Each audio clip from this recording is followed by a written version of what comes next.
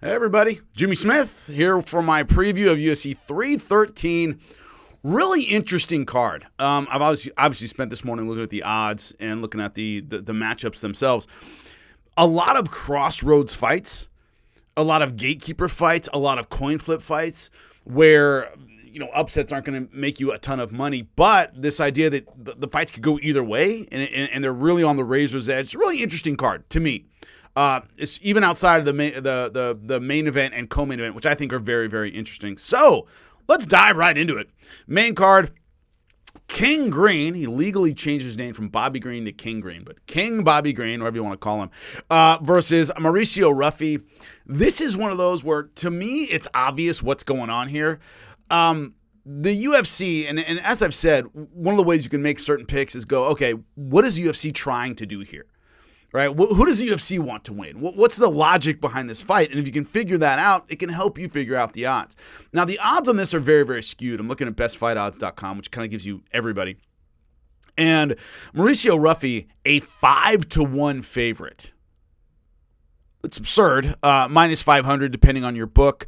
On Green, you can get plus 380. That's at Caesar's book, but it's crazy. You can get plus 350, plus 400 money on the guy. What are they doing here? Bobby Green has had his times against top-level fighters, and he's come up short. All right, he's right there. He's a contender. He's one of those guys who was, oh man, could he be? He's charismatic. He has a style that's very, very interesting. Could he be one of those guys who breaks through kind of late in their careers? Well, no. He lost to Paddy Pimblett, lost to Jalen Turner, lost to Drew Dober. Islam Makhachev, of course, housed him. So he can beat mid-level guys. He's had trouble with the step-up performances. He'll beat the Jim Millers of the world all day. But those times when, man, could he be a contender? I think the UFC has realized, no, he can't be. He just hasn't been consistent enough throughout his career to make that next level jump. So what are they doing? They're throwing him against an 11-1 guy who's coming off the Contender Series. In those 11 wins, he has 10 knockouts. He's incredibly heavy-handed. And it's, okay, you feed the name, Bobby Green or King Green, to the up-and-coming guy. And so he comes into kind of the main card of the UFC, because it's the opener of the main card, with some juice. A lot of people will see this big fight. So I think the UFC is banking on Bobby Green kind of being done with his run. And if he's not, at least you'll get some entertaining fights out of him. There you go. And if he is, you'll get some entertaining fights out of him. So Mauricio Ruffy, I don't like the odds. Doesn't make sense to bet Mauricio Ruffy. If you're going to, because I do think he's going to win early by knockout, see what kind of odds you can get there. Because Bobby Green's the kind of guy, he likes to mug and float and let his hands drop and, does some dumb things, and it can get him knocked out.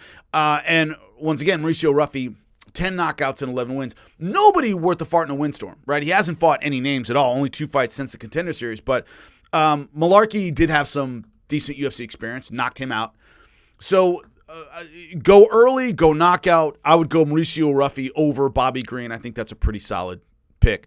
Amanda Lemos, Yasmin Lucendo, a similar kind of problem here in that Amanda Lemos has taken on the elite of the elite, right? She's taken on the best at 115 pounds.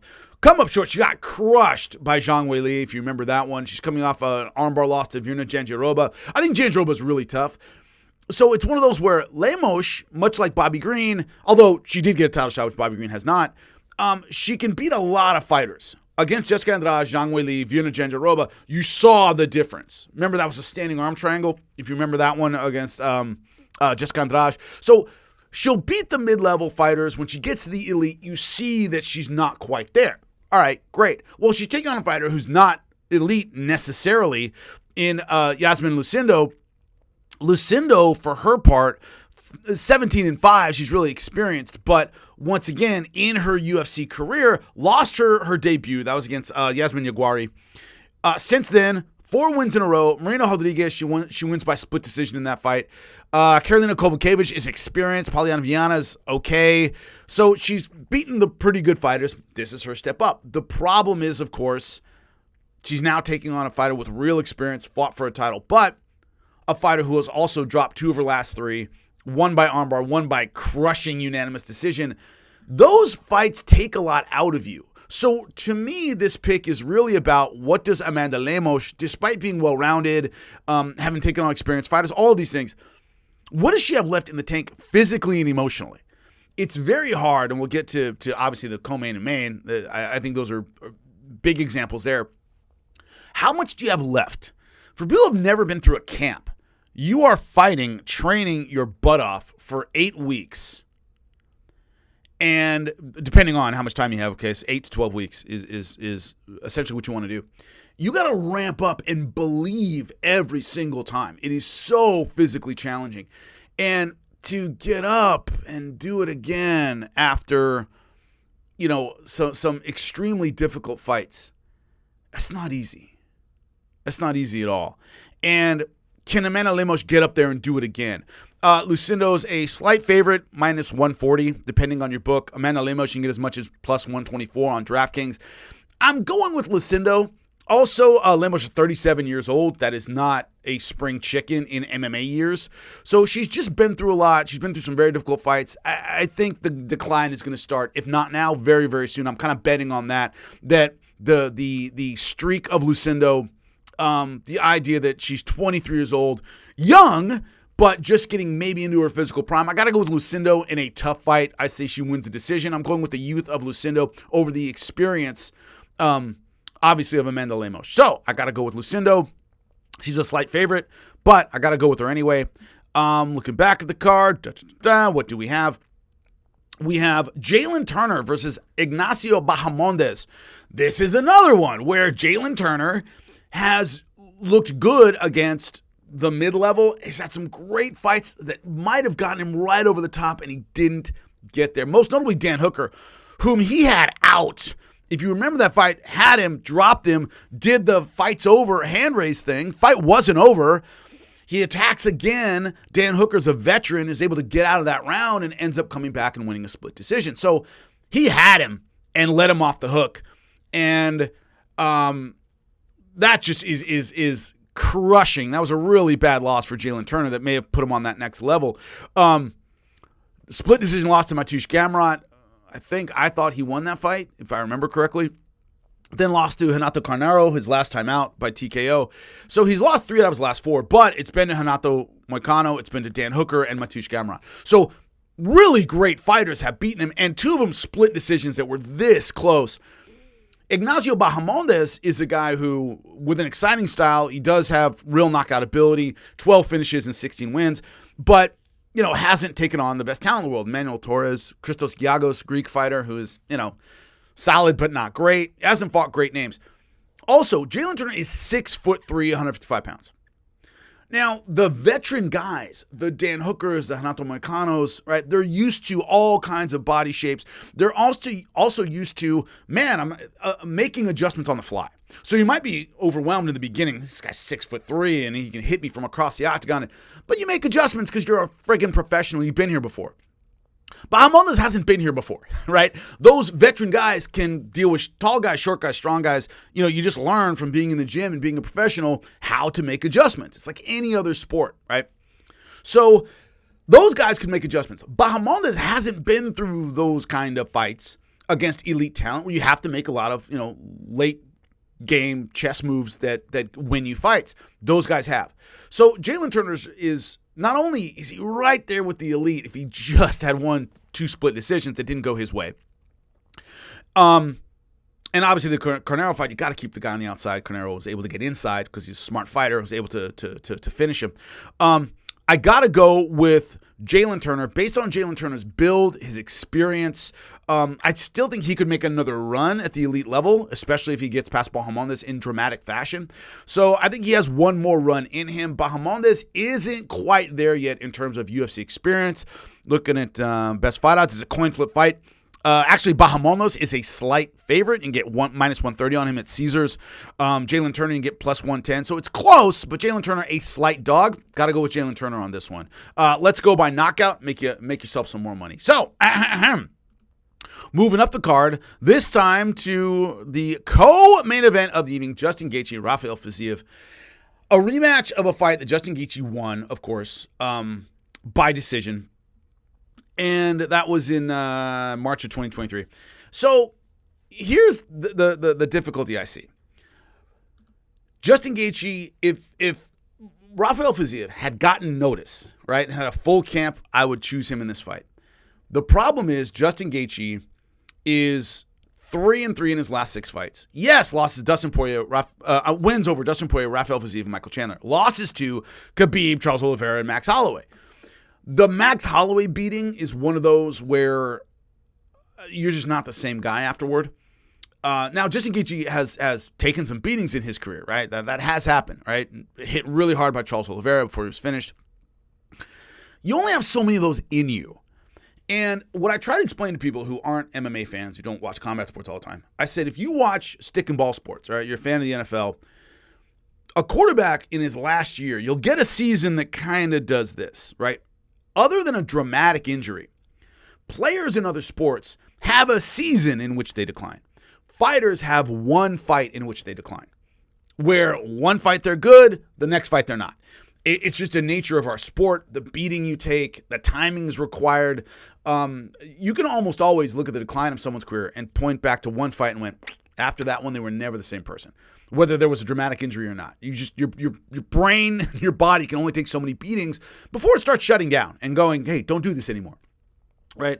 So Justin Gaethje took a beating from Max Holloway. Will he be the same guy? All these questions about Justin Gaethje. The problem is Fiziev, this is a short notice fight.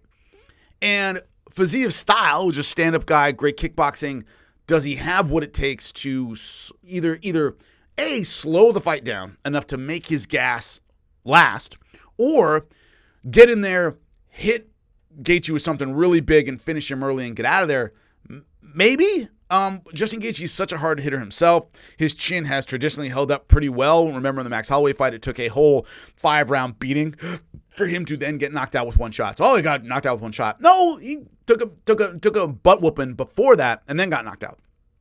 So I don't think Justin Gaethje has enough left in his career to get a title shot again. I don't think he makes it through the 2 or 3 guys he'd have to make it through to get a title shot again. I don't see that. But can he beat a short notice Rafael Fiziev? Quite possibly. So what are the odds?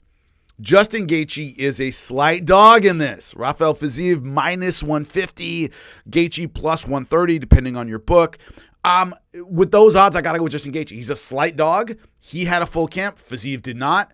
I don't really count the last fight that much. Yeah, Gaethje won last time, but the beating he's coming off of, I would, if the odds were flipped, I'd go with Fiziev, even on short notice. But with short notice and the odds, all of that put together, I got to go with Justin Gaethje. Does he knock out Fiziev? No. But I think Fiziev fades late. Justin Gaethje starts taking it over, and we'll see a decision win for Justin Gaethje. Might be the last win of his career, considering the trajectory I believe he's on. He only can take so many beatings. So I do go with Justin Gaethje. I think it's his last probably signature win.